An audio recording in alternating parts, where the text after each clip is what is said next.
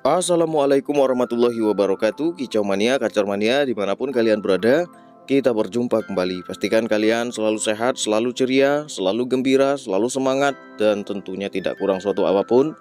Terima kasih banyak untuk kalian semua yang sudah setia menonton channel YouTube ini, yang selalu setia hadir, ya kan? Baru upload dapat notifikasi langsung hadir om. Tah nonton, tah enggak tuh hadir aja pokoknya. Rokok dan kopi siap om, satu server om.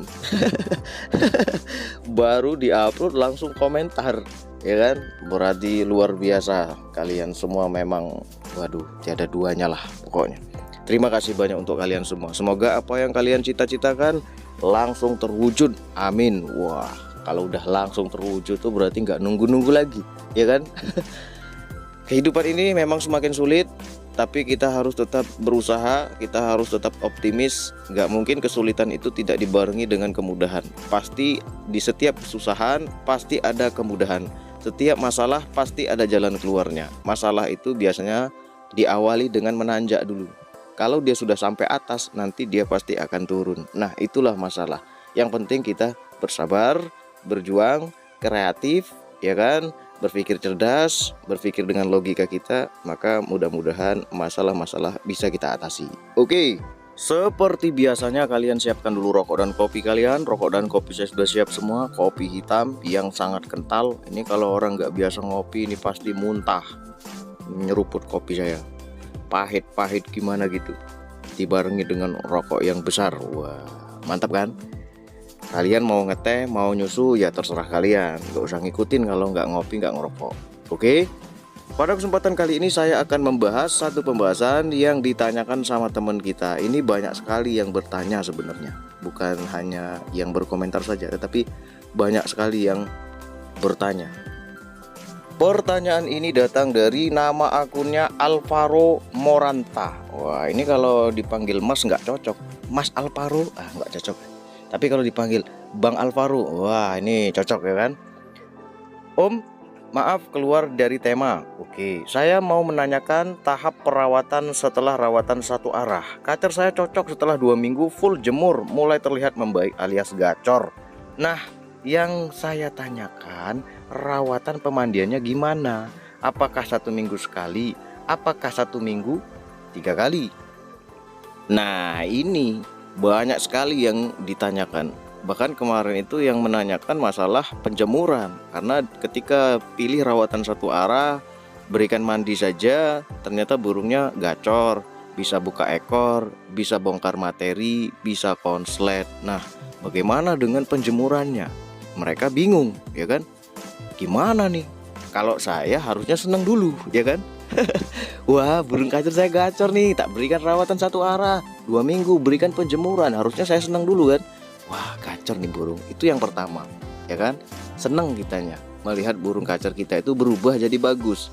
Yang tadinya nggak gacor, yang tadinya giras, berubah jadi gacor, kemudian agak jinak. Harusnya kita senang dulu. Itu poin pertamanya. Yang kedua, yang harus kita pahami, kita itu baru mulai mengenali dia di tahap itu, ya kan? Kita baru mulai mengenali dia di tahap itu. Nah, berarti dia lebih membutuhkan penjemuran, ya kan, ketimbang mandinya.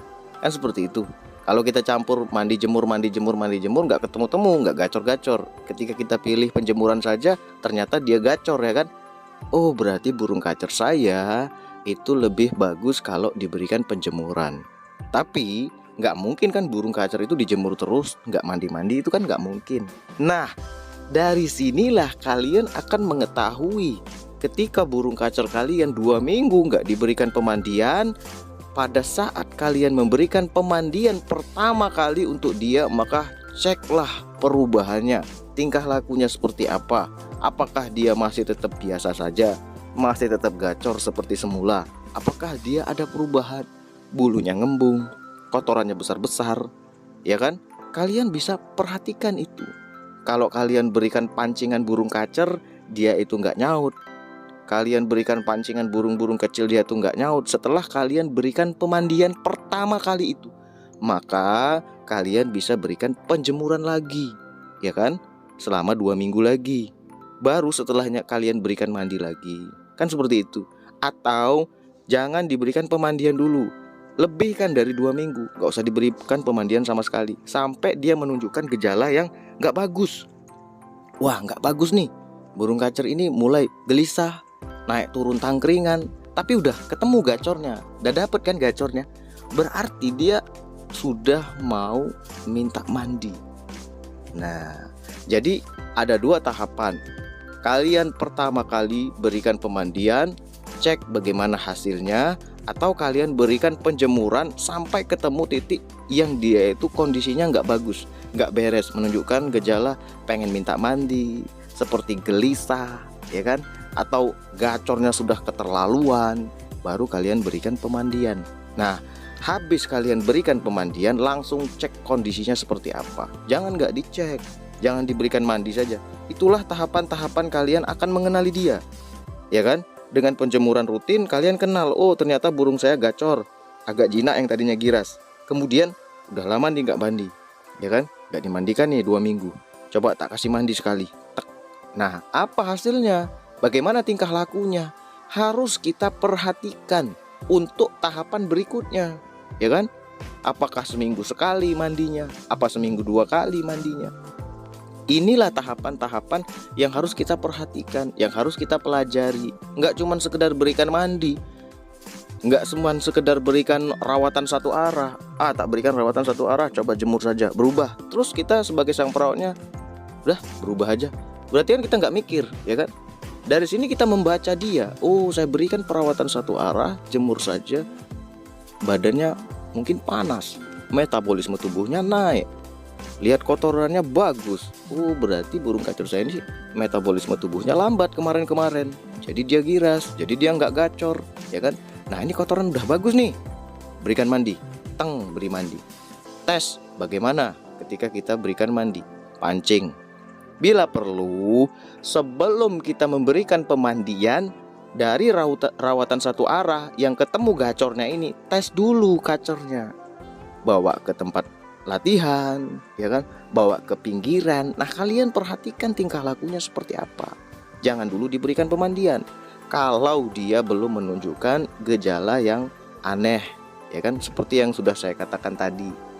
Apakah dia mengembangkan bulunya? Apakah dia jadi murung, ya kan? Apakah dia diam saja? Kan seperti itu, ya kan? Nah, begitupun dengan ekstra pudingnya. Ketika kita berikan 0 ekstra puding, kapan Om waktu yang tepat untuk memberikan ekstra puding? Gimana gacormu? Udah mulai gacor Om, 2 minggu udah gacor Om. Jangan dulu, berikan dulu 0 ekstra puding. Sampai kapan Om? Sampai dia menunjukkan gejala yang tidak nyaman, ya kan? Bila perlu, 0 ekstra puding ini dites dulu sebelum kita memberikan tahapan ekstra puding, ya kan? Tahapan pemberian ekstra puding dites dulu, bawa latihan dulu, bawa jalan-jalan dulu, bagaimana reaksinya. Dari sini kita akan belajar, ya kan? Nah, awalan pertama kita memberikan ekstra puding dari 1 ekor jangkrik. Lihat cara makannya, bagaimana reaksi dia. Pancing bila perlu, ya kan? Jadi kita tahu, oh ketika saya berikan jangkrik 1, ini kemarin-kemarin kaceran, bongkar materinya itu nggak terlalu hot. Tapi ketika saya berikan jangkrik, saya pancing, ternyata hot sekali nih kacer ini. Nah, kita tambah lagi kan ini jangkriknya, ya kan? Jadi 2 ekor. Nah, lihat lagi reaksinya seperti apa. Begitu seterusnya, tambah lagi. Kalau dia masih bagus, tambah lagi. Kalau dia masih bagus, tambah lagi. Pada saat kita sudah memberikan jangkrik 5 ekor misalnya, onnya jadi hilang, ya kan? Dia agak gelisah, lari sana lari sini, kurang responsif. Berarti jangkrik yang 5 ekor tadi bisa kita turunkan menjadi 3 ekor pagi dan 3 ekor sore. Kan seperti itu. Begitupun dengan pemberian kroto. Om, gimana kalau saya berikan kroto? Iya, nggak apa-apa. Pada saat kita berikan 0 ekstra puding, ya kan, kita berikan kroto, ya kan? Kenapa kita berikan kroto? Karena kroto adalah ekstra puding yang paling ringan untuk dia cerna. Kita berikan kroto, cek hasilnya seperti apa. Tadinya gacor Om 0 ekstra puding. Ketika saya berikan ekstra puding, kroto malah jadi nggak gacor, ya kan? Malah jadi melempem, malah jadi kurang responsif. Nah, itulah tahapan-tahapan mengenali burung kacer kita, kebutuhannya seperti apa. Itulah mengapa saya sering katakan step by step, jangan langsung melompat. Kalau jangkrik berikan satu saja, satu dulu, kita pahami, kita amati. 2 ekor, kita pahami, kita amati. 3 ekor jangkriknya. Begitu seterusnya, ya kan? Jangan main langsung 10, 7, 12. Kita bingung, kita nggak ngerti, ya kan? Siapa tahu burung kacer kita diberikan jangkrik 1 itu udah koar-koar, udah bagus, ya kan, udah bisa tarung maksimal. Jangan sampai kita nggak tahu itu. Dia cuman butuhnya 1, tapi awal pemberian kita langsung 10. Ya kapan kita tahunya, ya kan? Kemudian kalau burung kacer kita memang kita rawat untuk kacer lomba, bukan untuk burung kacer rumahan, maka gacor nggak gacor kita harus tahu hasilnya seperti apa ketika kita bawa latihan. Ketika dia ditemukan dengan burung kacer yang banyak, yang gacor, yang menekan, kita harus cek kondisinya seperti apa, ya kan? Tingkah lakunya seperti apa. Burung kacer diem, belum tentu nggak bisa tarung, ya kan? Jangan-jangan burung kacermu yang diem-diem itu petarung semua, kan kita nggak tahu, ya kan? Jangan bikin dia gacor dulu, baru kita bawa ke lapangan, ke tempat latihan. Jangan. Kita harus tahu dulu, kalau dia nggak gacor, dia ini mau tarung atau tidak, ya kan? Kita bikin dia gacor setengah mati, udah gacor, udah bongkar-bongkar. Ketika kita bawa ke lapangan, ternyata matukin bulunya, matukin kakinya, bagong ngunci, ya kan? Akhirnya apa? Kita bingung kan? Karena kita nggak tahu kalau dia nggak gacor, kita bawa ke lapangan tuh hasilnya apa. Nah ini kalau untuk burung lomba kita harus tahu, ya kan? Ketika dia nggak gacor, dibawa ke lapangan dengan kondisi ramai burung kacer, ramai orang-orang, bagaimana dia? Apakah dia mau respon atau tidak? Kemudian begitu pun sebaliknya. Ketika burung kita ini kita beli dalam kondisi gacor, nah kita harus tahu dulu hasilnya seperti apa ketika kita bawa main-main ke lapangan, latihan sama teman-teman. Kita harus tahu dulu, wah ini burung kacer saya ini kondisinya gacor nih. Saya mau tahu dulu, ini mau tarung nggak dalam kondisi yang seperti ini, yang gacor nggak ketulungan ini. Ternyata dibawa ke lapangan burung kacernya malah pelongo-pelongo, bagong ngunci, nakal, ya kan? Bahkan ketakutan. Berarti kita harus cari nggak gacornya, ya kan? Ketika di rumah nggak gacor dengan rawatan kita, maka kita langsung tes lagi.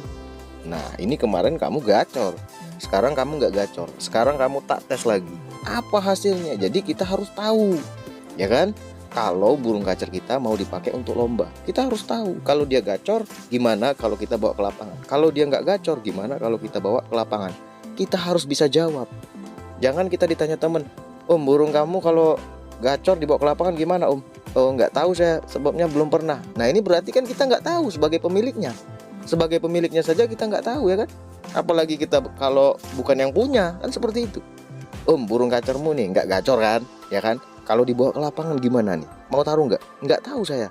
Loh kita sebagai pemiliknya kok nggak tahu? Harusnya kita tahu kan? Ini burung kacer saya ini nggak gacor di rumah, tapi kita bawa ke lapangan.